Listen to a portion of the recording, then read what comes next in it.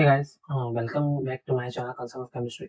तो आज का जो वीडियो रहेगा that will be on covalent bond. ठीक है। तो जो हमारा लेक्चर नंबर 1 था उसके अंदर जब केमिकल बॉन्डिंग हम स्टार्ट कर रहे थे उसके अंदर हमने बहुत ही डिफरेंट टाइप्स ऑफ बॉन्ड को हमने स्टडी किया। बट वो एक जनरल लेआउट था। ठीक है। तो टाइप्स ऑफ बॉन्डिंग के अंदर हमने आयनिक बॉन्ड डिस्कस किया, then we went for covalent bonding. ठीक है। Then we saw something about coordinate covalent bond. ठीक है। एंड जिसमें आपके डी ब्लॉक के एलिमेंट आते हैं। Then we also saw about metallic bonding. ठीक है। तो अब जो केमिकल बॉन्डिंग चैप्टर के अंदर आपका कोवेलेंट बॉन्ड बहुत ही इंपॉर्टेंट हो जाता है। ये वो चीज है जो पूरे केमिकल बॉन्डिंग का फाउंडेशन लाई करता है। इसीलिए कोवेलेंट बॉन्डिंग को डिटेल में देखना बहुत ही इंपॉर्टेंट है ताकि हम आगे के आने वाले वीडियोस को अच्छे से समझ पाए। ठीक है। So a covalent bond is form by the mutual sharing of electron. तो ये डेफिनेशन तो आपको पता ही है कि कोवेलेंट बॉन्ड जो रहता है वो आपके शेयरिंग ऑफ इलेक्ट्रॉन से बनता है बिटवीन टू एटम। अब एटलीस्ट जो बॉन्ड होता है वो दो एटम के बीच में बनता है। अब ये जो दो एटम होते हैं ना वो दो प्रकार के हो सकते हैं। या तो वो आपके होमोन्यूक्लियर हो सकते हैं, या तो वो आपके हेटेरोन्यूक्लियर हो सकते हैं। Homonuclear in the sense means जैसे हाइड्रोजन लाइक मॉलिक्यूल, जो आपका हाइड्रोजन और हाइड्रोजन कंबाइन करके आपका H2 मॉलिक्यूल बना रहा है, उसमें ये एक होमोन्यूक्लियर डायटोमिक बन जाता है। whereas हेटेरोन्यूक्लियर का मतलब है कि two different nuclei are participate in the bond formation. जैसे आपका HCl है, ये आपका हेटेरो न्यूक्लियर डायटोमिक है।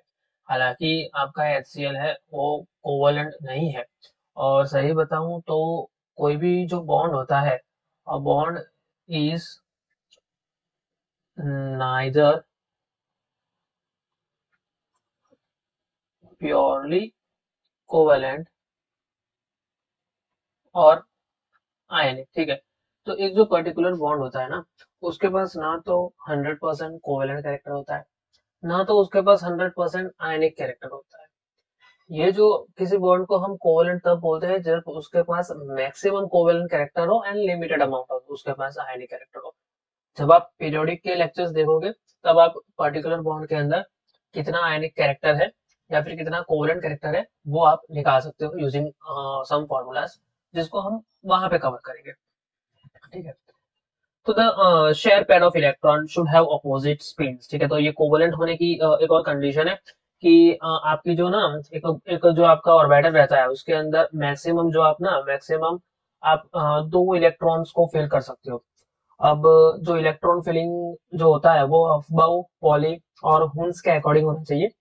एंड अकॉर्डिंग टू देम दो जो आपके इलेक्ट्रॉन फिल होंगे उनके ऑपोजिट स्पिन होने चाहिए। हमने ये देखा था कि आपके जो इलेक्ट्रॉन होते हैं, ठीक है, तो this is nothing but acting like a tiny magnet.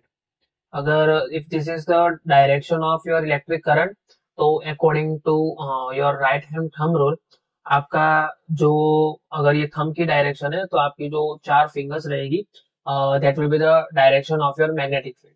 So in this case जो आपकी मैग्नेटिक फील्ड की डायरेक्शन रहने वाली है that will B anti clockwise. ठीक है।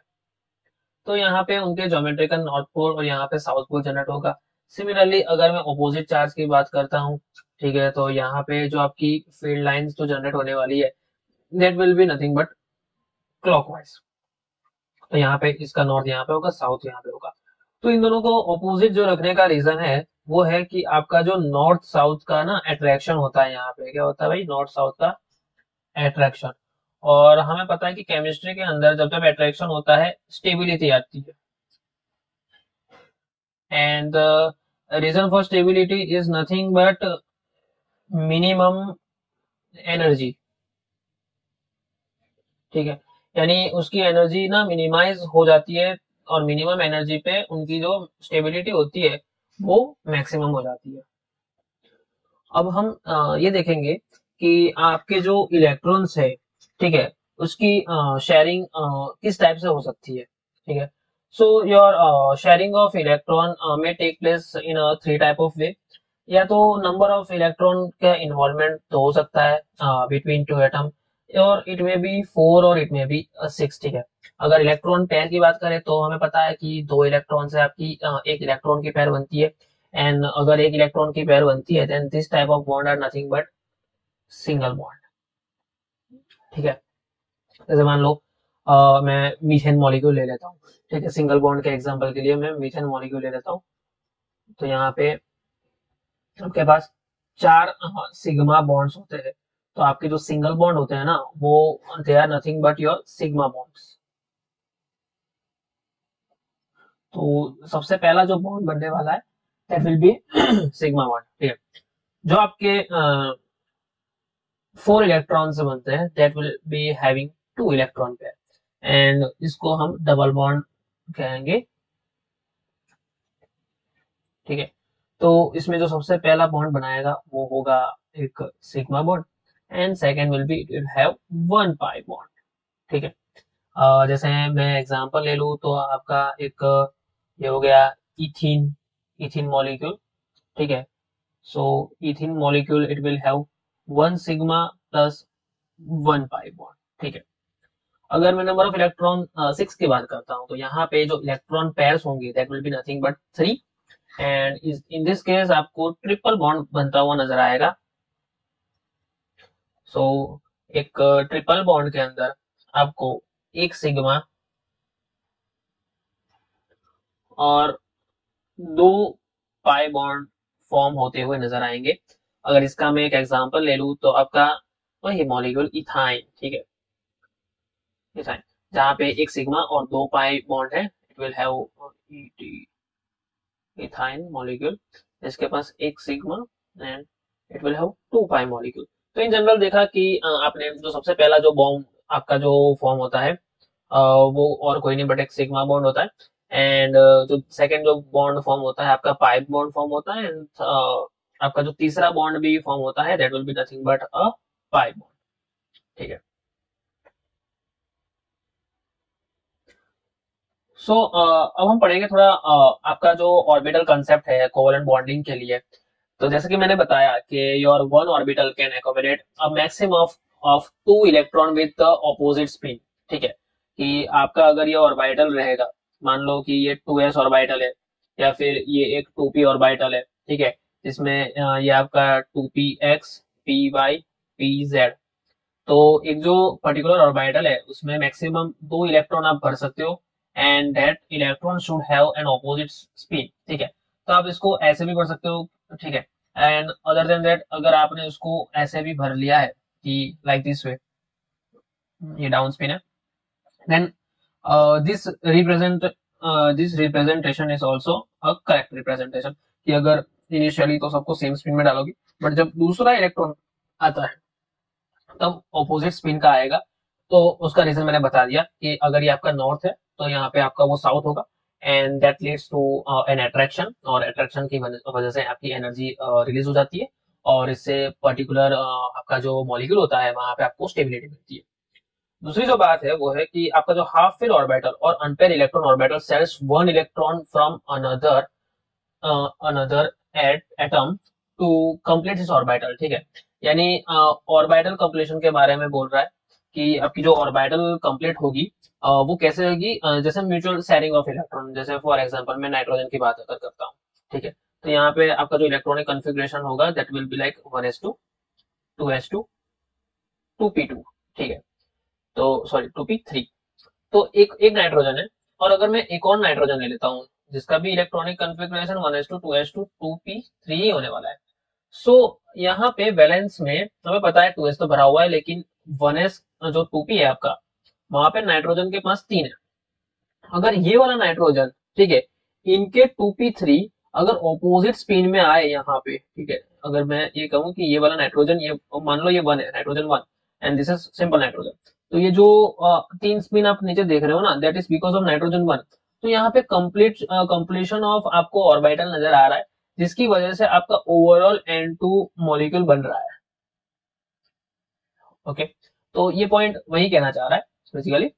So the tendency to the complete orbital or to the pair of electron is essential condition for covalent bond। ठीक है, तो कहना यही जा रहा है कि भाई कोवलेंट बनाने के लिए आपका जो ऑर्बिटल होता है ना वो कंप्लीट होना चाहिए। अगर ये इनकम्प्लीट ऑर्बिटल रहेगा तो उससे आपका कोवलेंट बॉन्ड का फॉर्मेशन नहीं होता है। और ऑक्टेट रूल फॉलो करना कि ऑक्टेट आपकी कंप्लीट है कि नहीं, this is not an essential condition for the covalent. बहुत ही इंपॉर्टेंट लाइन है कि भाई ऑक्टेट से इसका कोई मतलब नहीं है बेसिकली, कि यहाँ पे आपका जब दूसरा नाइट्रोजन आने वाला है तो यहाँ पे overall total number of electron in N2 की अगर मैं बात कहूँ तो हमें पता है कि एक नाइट्रोजन के पास कितने होते हैं, 3 4 5 6 7, ठीक है। तो 7 + 7, तो ये टोटल 14 इलेक्ट्रॉन बना देगा। तो इनका और ऑक्टेट का दैट हैज नो, ऑक्टेट का कोई रिलेशन नहीं है, बट ऐसे कोवलेंट बनाने के लिए आपकी जो नाइट्रोजन की ऑर्बिटल होती है ना, वो कंप्लीशन होनी चाहिए। अब इसी के साथ यहाँ पे कुछ टर्म को इंट्रोड्यूस किया गया है, जैसे वैलेंसी होती है, वैसे ही कोवैलेंसी भी होती है, जिसके अंदर it is the number of covalent bond which an atom make in a molecule, ठीक है। यानी कितने नंबर ऑफ कोवैलेंट बॉन्ड एक पर्टिकुलर मॉलिक्यूल बना पा रहा है, that is called your covalency. जैसे मैं मीथेन की अगर बात करता हूँ तो यहाँ पे 4 कोवैलेंट बॉन्ड का फॉर्मेशन है, तो यहाँ पे इनकी जो कोवैलेंसी होगी that will be nothing but 4। अगर मैं NH3 की आपका अमोनिया मॉलिक्यूल है, अगर मैं इसकी बात करता हूँ तो यहाँ पे 3 हाइड्रोजन अपने नाइट्रोजन सेंट्रल एटम से अटैच है, तो यहाँ पे जो कोवैलेंसी होगी that will be nothing but 3। So if the outermost orbit has an empty orbital, then the covalent bond are formed in excited state, ठीक है। कि अगर आपका जो outermost orbit है उसके अंदर अगर आपके पास एम्प्टी ऑर्बिटल है, जैसे मान लो कि अगर मेरे पास ऑक्सीजन है, तो ऑक्सीजन का जो वैलेंस इलेक्ट्रॉन्स हो गए दैट, अगर टोटल इलेक्ट्रॉनिक कॉन्फ़िगरेशन लिखते हैं then it will be like 1s2 2s2 2p4। तो ये जो आपके वैलेंस इलेक्ट्रॉन है, तो यहाँ पे 2p के बाद इसके पास कुछ नहीं होगा, ठीक है। बट अगर उसी के फैमिली के हम सल्फर की बात करें तो यहाँ पे आपके पास जो कॉन्फ़िगरेशन निकल के आता है that will be like 1s2। मैं पूरा नहीं लगता हूँ, लेकिन आपके जो पास जो वैलेंस होगा that will be like 3s2 3p4। तो हमें पता है कि 3 if n is equal to 3, if n is equal to 3, यहाँ पे d ऑर्बिटल का इन्वॉल्वमेंट भी होता है, d इज इन्वॉल्व, ठीक है। तो यहाँ पे एक 3D ऑर्बिटल आपकी एम्प्टी होगी। तो अगर इस तरह से अगर कोई आपकी ऑर्बिटल एम्प्टी रहती है तो वो भी कोवलेंट बॉन्ड में पार्टिसिपेट करती है by exciting of your this valence electron into d, ठीक है। आगे हम उसको भी देखेंगे थोड़ा। So your variable valences are shown by those elements which have empty orbital। यानी जो जो ऑर्बिटल अगर आपकी एम्प्टीज होती है, जैसे अगर आपको ऑक्सीजन है तो ये आपका ना वेरिएबल वैलेंसेस शो नहीं करेगा, so does not show variable valency, ठीक है। चलो एग्जांपल के साथ ही मैं इसको थोड़ा एक्सप्लेनेशन दे देता हूँ कि हाउ एग्जैक्टली इट वर्क्स। कि फॉर एग्जांपल मैं नाइट्रोजन फैमिली की बात करता हूँ, ठीक है। इन ऐसे नाइट्रोजन फैमिली की बात करता हूँ तो उसमें सबसे पहला एग्जांपल मैं नाइट्रोजन का लेके चलता हूँ। वी नो दैट नाइट्रोजन, अगर उसको मैं ग्राउंड स्टेट में देखूँ, ठीक है, ग्राउंड स्टेट में देखता हूँ देन विल हैव 1 2s, ठीक है, और ये आपकी 2p हो जाएगी। नाइट्रोजन 2s फुल्ली फिल्ड होता है और 2p के पास 3 होते हैं, ठीक है।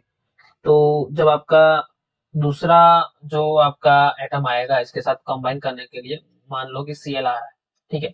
यानी कितने Cl मैक्सिमम आ सकते हैं to combine, that will be like over here, and वैसे 3 आ सकते हैं।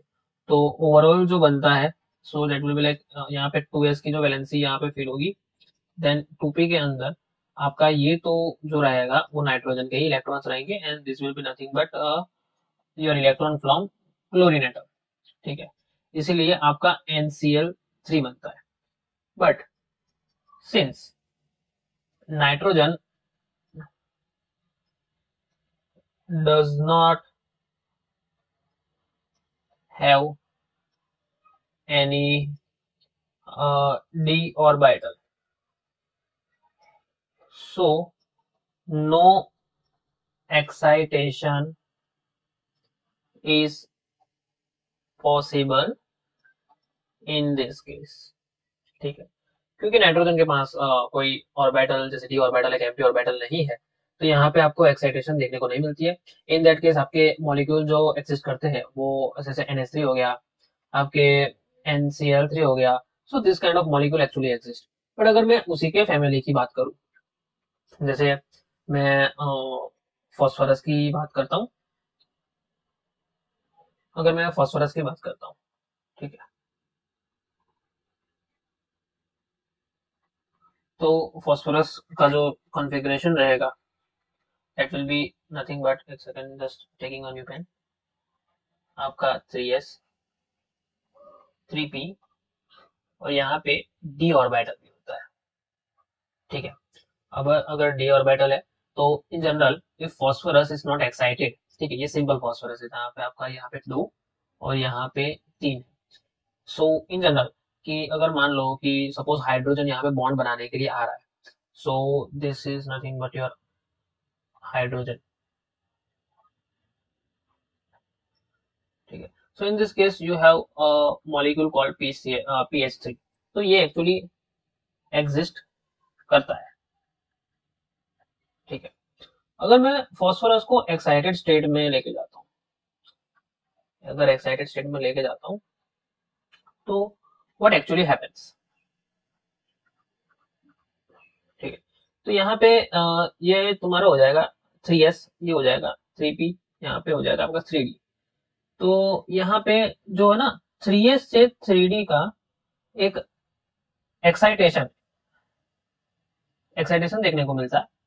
एंड ये एक्साइटेशन का ये रूल है कि within same n value ये एक्साइट होगा, यानी उनका प्रिंसिपल क्वांटम नंबर है ना सेम होना चाहिए। यानी अगर ns से वो nd जा सकता है, where n belongs to your natural number, ठीक है। यानी वो 2s से 3d नहीं जा सकता, बट 2s से 2p जा सकता है, बट ये केस होता नहीं एक्चुअली, यहाँ पे एक्साइटेशन पॉसिबल नहीं है। अगर आपका 4s है तो आप उसके 4d में जा सकते हो, आपका 3s है तो आप उसके 3d में जा सकते हो, आपका 5s है तो आपका 5d में जा सकते हो। ये आपका एक्साइटेशन का रूल होता है। यानी यहाँ पे आपका जो ना 3s से सीधा जंप करेगा कहाँ पे 3d से, और इनके जो एनर्जी गैप होते हैं वो काफी कम होता है, ठीक है। तो अगर ये यहाँ पे जंप कर जाएगा तो हमने ये देखा कि कोवलेंट बॉन्ड के अंदर आपको ना जो ऑक्टेट रूल फॉलो करने की जरूरत नहीं है, बट आपके जो टोटल ऑर्बिटल्स होते हैं ना वो फील होने चाहिए। तो अगर 3 की जगह मान लो कोई 5 मॉलिक्यूल आ रहा है, जैसे फॉर एग्जांपल मैं इसके साथ ना क्लोरीन का बॉन्ड बना देता हूँ, तो एक Cl आ सकता है, 2, 3, 4, 5, ठीक है। तो ये मॉलिक्यूल जो PCl5 है आपका एग्जिस्ट करता है, ठीक है। बट सेम हमने देखा कि नाइट्रोजन की फैमिली में nitrogen NCl5 does not exist, does not exist.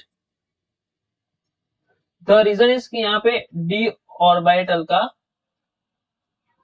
Absence होता है, ठीक है। But PCl5 does exist. The reason is कि आपका प्रेजेंस ऑफ डी ऑर्बिटल, ठीक है। अगर वैसे ही अगर मैं बात करता हूँ कि अगर अदर देन आपकी nitrogen family, the same scenario goes with oxygen family also, कि मैंने अगर आपका सिंपल जो ऑक्सीजन ले लिया molecule, then it will be like 1s2 2s2 2p4। तो ये आपके जो वैलेंस इलेक्ट्रॉन है, यहाँ पे आपका p हो गया, ये s हो गया, ये 2s है, ये 2p है।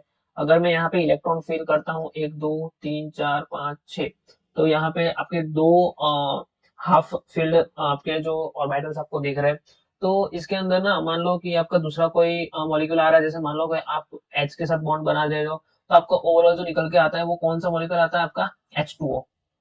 So it has covalent bond. तो यहाँ पे इनकी लिमिटेशन है कि भाई यहाँ पे आप एक्साइटेशन नहीं करवा सकते क्योंकि यहाँ पे कोई डी ऑर्बिटल का प्रेजेंस नहीं होता है। बट सिमिलरली अगर इसी के फैमिली की मैं सल्फर की बात करूँ, तो सल्फर में आपका 3s2 3p 3p4 and you have 3d। तो सल्फर में जो है आपका ये 3s हो गया, ये आपका 3p हो गया, ये आपका ना 3d हो गया, ठीक है। तो यहाँ पे अकॉर्डिंग टू द रूल आप within same principal quantum number आप एक्साइटेशन करवा सकते हो। तो सबसे पहला तो एक्साइटेशन सबसे लोवेस्ट एनर्जी से होता है, कि हमें पता है कि P से D का ना गैप काफी कम रहता है, तो आपका P से एक्साइट होगा। सो इन दैट एक्साइटेशन केस, तो हम एक्साइटेशन जब करते हैं तो यहाँ पे स्टार मार्क करते हैं उसको डिनोट करने के लिए, ठीक है। तो आपका एस के अंदर तो पूरा ही रहेगा, बट यहाँ पे 1 2 3 4, ठीक है। अगर ये यहाँ पे 4 हो जाएगा तो यहाँ पे कोई दूसरा मॉलिक्यूल आ सकता है, जैसे मान लो कि मैं एक फ्लोरीन मॉलिक्यूल लेकर आया कि यहाँ पे फ्लोरीन बॉन्ड हो सकता है, यहाँ पे हो सकता है, यहाँ पे एक हो सकता है, यहाँ पे एक हो सकता है। तो यहाँ पे जो ओवरऑल मॉलिक्यूल बन गया वो दैट इज SF4, ठीक है, and this exist as nothing but a lone pair, तो ओवरऑल दिस मॉलिक्यूल एग्जिस्ट, ठीक है। सिमिलरली मान लो कि मैंने इसके एस को भी एक्साइट करवा दिया, ठीक है, कि आपका जो ये 3s है ना इन सल्फर, उसको भी मैं एक्साइट करवा रहा हूँ इन शॉर्ट। तो यहाँ पे 3s 3D एक्साइटेशन का ये केस होगा, जहां से एस से वो सीधा कहाँ चला जाएगा, डी के अंदर, और ये पी वाला तो एक्साइट करेगा ही करेगा, ठीक है। अगर मैं यहाँ पे अगेन फ्लोरीन लेके आता हूँ, तो यहाँ पे एक फ्लोरीन आएगा, यहाँ पे एक आएगा, यहाँ पे फ्लोरीन, यानी इन शॉर्ट जो आपके सारे ऑर्बिटल्स है ना उनको भर देगा, ठीक है। तो इस केस में मॉलिक्यूल जैसे आपके SF6 वगैरह हो गया, ये भी आपके एक्सिस्ट करते हैं। यानी आपने ये देखा कि जब जब आपके एम्प्टी ऑर्बिटल्स होते हैं, तो एक्साइटेशन होने की वजह से वो वेरिएबल वैलेंसी शो करते हैं, और इस वेरिएबल वैलेंसी शो करने की वजह से वो मल्टीपल कंपाउंड जैसे इन दिस केस SF6 SF4, ठीक है, या फिर आपका सल्फर मतलब दो बॉन्ड भी बना सकता है, ठीक है। तो ये सारे एग्जिस्ट करते हैं। बट अगर वही आपके सेकेंड पीरियड के एलिमेंट हैं जिनके अंदर no d orbitals are there, ठीक है, वहां पे डी ऑर्बिटल की एब्सेंस की वजह से आपकी वैलेंसीज लिमिटेड रहती है, तो वो यहाँ पे आपके प्रमोशन यानी एक्साइटेशन नहीं कर सकते हैं। इन दैट केस वहां पे वो लिमिट आ जाती है कि वो इतने ही नंबर ऑफ बॉन्ड बना सकते हैं। So that much for this video, thank you so much.